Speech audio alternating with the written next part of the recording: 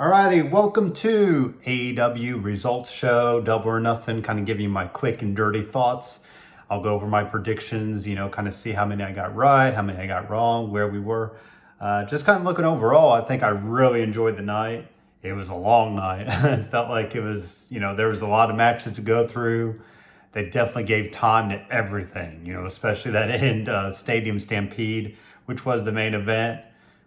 I don't even know where to start when we get to that, but when we get to that part, I'll get to that part. So, like I said, great matches. Trying to think, my standout was probably that Stadium Stampede. That thing was all over the place. Don't even know why they had the ring. I'm trying to look through, I thought the Casino ladder match was pretty darn good.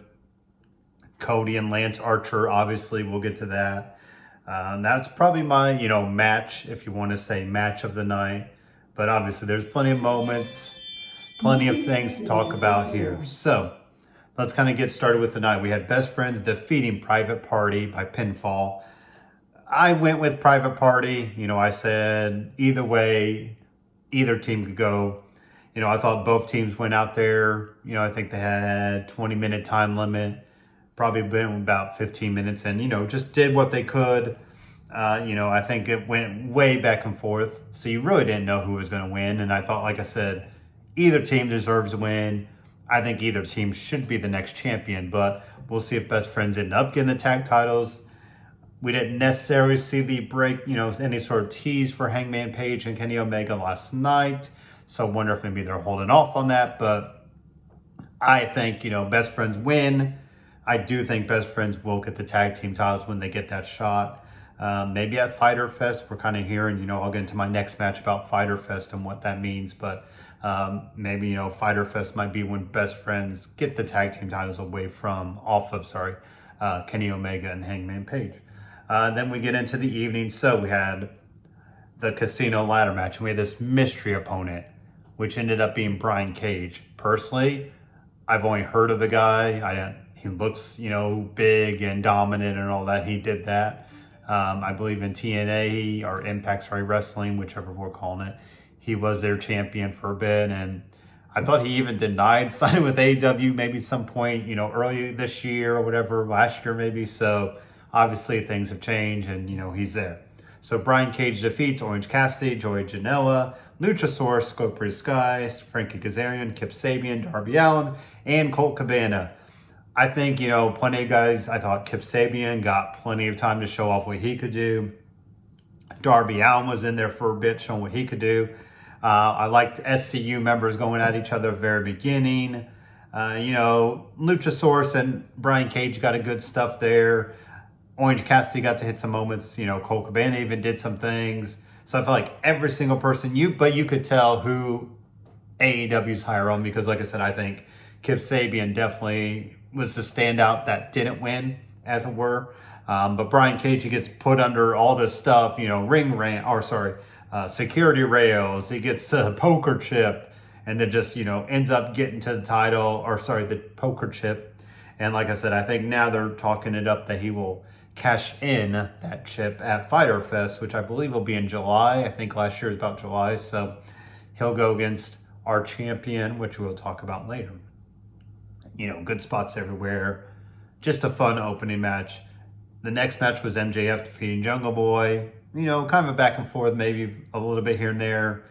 Playing up injuries on both sides of the fence. They almost, the doc came in to check on MJF, and that was all ruse. So we got MJF defeating Jungle Boy.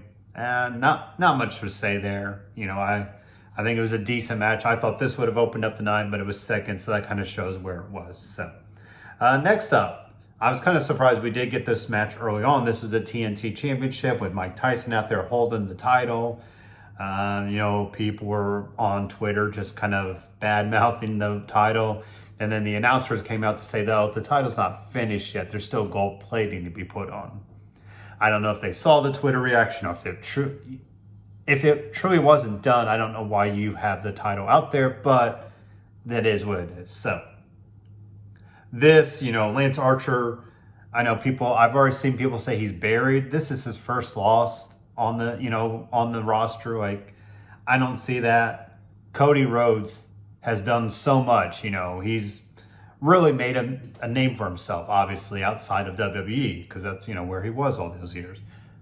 So I personally am fine with him winning it. I predicted he would win it. So I think he's going to do it. And, maybe you have Lance Archer take him down, in a couple months or whatever. So, or maybe Lance Archer ends up in the world title picture. I don't know, So I think there's still some wheels on Lance Archer. I think he's going to be fine. So Cody Rhodes deserved this and earned it. So, I think, we had both coaches or both, kind of side partners. We had Jake the Snake out. Arn Anderson comes and pulls Lance Archer down, gets thrown out, and then they throw out Jake the Snake Roberts. Jake starts to make his way back with the snake, and then Mike Tyson comes out, takes off his shirt, and, teases some physicality. Cody Rhodes, I believe, hit 3 crossroads. So, that's got to show too that Lance had plenty of time. So Cody gets the win. I think it was a pretty well done match, honestly. Like I said, I thought both men really played up their part. I think both men wanted to prove something, and they did. So Cody Rhodes is your new TNT title holder, and we'll see, like I said, where he goes with that.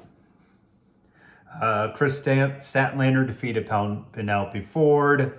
There was a little bit back and forth. We even had Kip Sabian come out of there, and then Statlander took over, and she put away Penelope Ford. I was going to say Britt Baker was going to win this, so I'm obviously wrong. And Britt Baker, I think they're saying 6 to 8 months with all of her injuries. But she will come out on Wednesday night and make an announcement about all that. So, this next match, Dustin Rhodes defeated Shawn Spears. Yeah, I'm still trying to figure out where they're going with Shawn Spears. I said it yesterday in my predictions. And even last night, I just don't know. I don't feel like he's finding himself, honestly. I don't know what happened with Tully Blanchard. I thought that was supposed to be his coach. Then he was going to find a tag team partner. That didn't work out. And then he was doing the Shawn Spears news. I believe Wednesday night he did that. And, and then with Dustin Rhodes, like I said, he teased up, oh, I'm going to retire if I can't win TNT title. And then he's out here in a match. So, I don't know. Nothing really, this just seemed like a filler match, honestly. This easily could have been done on Dynamite, and, I think it would have been the same result.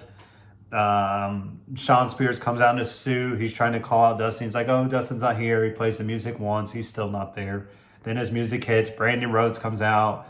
Dustin comes out, and Dustin just pretty much ran through him. I think takes off Shawn Spears' clothes. He has Tully Blanchard on his underwear and sock garters, and you can tell by my talking about this, I don't know what to say about it. So we'll just leave it at that. Dustin Rhodes wins.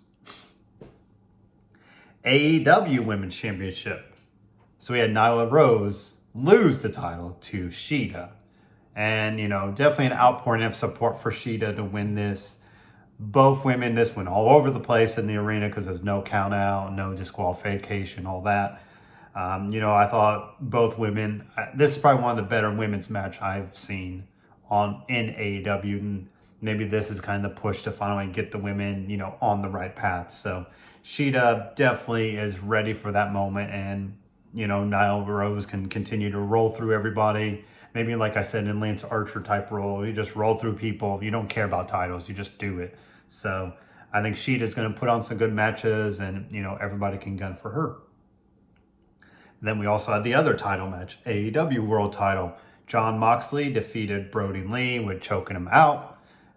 So we can still say that Brody Lee has not been pinned, and I think that's why they were going for it. Like I said, I think maybe you go for a gimmicky, even though this is pretty darn gimmicky. I think they gave them all the leeway, even hit that big spot where they both crashed through like the entranceway. Really made me think back to Taz and Bam Bam Bigelow in that spot from way back in ECW's day where they fell back and went through that. So, I think Brody Lee, I definitely think this was his coming out party, obviously. And, I think Moxley did all he could. And kind of interesting. I wanted to bring this up. Now we're going to get Brian Cage going after Jon Moxley. So we're really giving Jon Moxley some bigger guys and dominant forces to roll through, or not roll through, so he can overcome that. So you'll definitely, I think, when Moxley loses the title, it'll mean something more. Don't think it's anytime soon. I didn't think, Brody Lee was going to get the title tonight or last night. He's fine. He's not buried. He's not, looking, I didn't think he looked any worse for wear. So I think, you did the right result. Both guys came out on top, which is always the goal of a match. And finally, the Elite and Matt Hardy defeat the Inner Circle via pinfall in a stadium stampede. Whew. Everybody take a breath. Let's figure out how am I going to even start with this? There was stuff everywhere. I don't know why I had the ring in the middle of the arena, the stadium, but they did. We had the Inner Circle come out like football players. They're all padded up. You have the Elite come out. The guys run at each other almost like a war style, just two sides or circle pit type deal, just running at each other. I think the spot with Jericho rolling out the red flag saying he wants to challenge that 2-fall, and then him and referee Aubrey Edwards, go into the hood. She keeps yelling at him, you're not supposed to be in there. You had Hangman Page showing up on a horse. Then he rides off and trying to chase Sammy Guevara. Chases him off. And then we also had Matt Hardy and Kenny Omega show up and try to take him out, with the good old golf cart, as it were. So we had reincarnation of Matt Hardy with the pool spot, the ringing of the bell with Ortiz getting his bell rung, as they said. We had the bar fight with Kenny Omega showing up to help Hangman Page, where Jack Hager went to find Page in the bar. What else do we have? We had the huge dive, the wing angel from,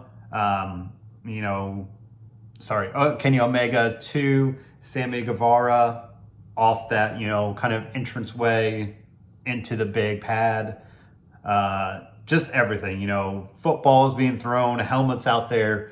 This thing was all over the place and really well done. Wonder if this takes the place of the blood and guts thing that we were going to see down the road, or do we still see that? Maybe the Inner Circle gets that, and then we'll do a third fight, and who knows what that could be. Or, maybe the Inner Circle get the next match, and then we do the blood and guts. Don't know if we still get that, but either way. So, kind of my quick and dirty, rundown results of AEW's Double or Nothing. Hope you enjoyed it. Feel free to get in touch with me at Stephen A 1181. That's Stephen A 1181. And definitely would love to hear your thoughts on it as well.